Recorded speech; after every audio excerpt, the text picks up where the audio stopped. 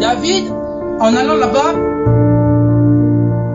pour sauver son peuple comme un bon roi, vit donc cet homme Ornan qui se présenta à lui. Et il lui dit que non, cède-moi ta terre, parce que l'Éternel m'a envoyé, je dois bâtir un autel là pour sauver mon peuple. Et Ornan, homme de bon cœur, voulut le lui céder gratuitement. Mais David dit non, je ne peux pas le prendre gratuitement. Il faut que cela me coûte de la valeur. Il faut que je paye le prix. Ne pensons pas que la vie chrétienne, on ne paye pas le prix. Vous devez payer le prix. Pour chaque promesse, on paye le prix. Même venir ici à l'église, vous avez payé le prix. Donc on paye toujours le prix. Les 12 pierres représentent tout simplement l'enseignement des apôtres.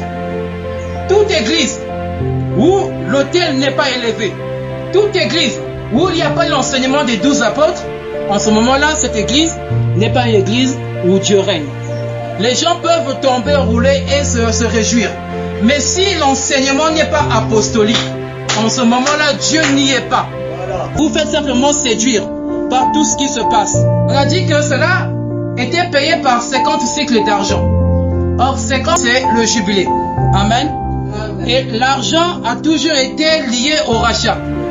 Et Dieu, montrant par là que quand il rachète l'homme, quand il rachète l'individu, c'est le jubilé pour ce dernier. C'est la délivrance totale pour cette dernière personne. Et dans un chronique, nous avons vu là-bas que ce n'était pas 50 cycles, mais c'était 600 cycles. Amen. Or, 600 cycles, 600, c'est 12 fois 50. Amen. Et là, nous revenons encore à 12, l'enseignement, et 50, le jubilé. Ce qui fait en sorte que, quand l'enseignement des apôtres est apporté dans une église, qu'est-ce que cela fait? Ça fait en sorte que la Pentecôte descende dans le milieu de le peuple. Parce que Dieu est derrière sa parole. À la croix du calvaire, il fallait également 2 bois qui immola l'agneau. Et l'apôtre Paul de dire que la prédication de la croix est une folie pour ceux qui périssent. Donc nous sommes sauvés par la prédication de la croix. Amen. C'est donc pour dire que quand nous revenons à Dieu, nous devons veiller à ce que l'autel soit érigé.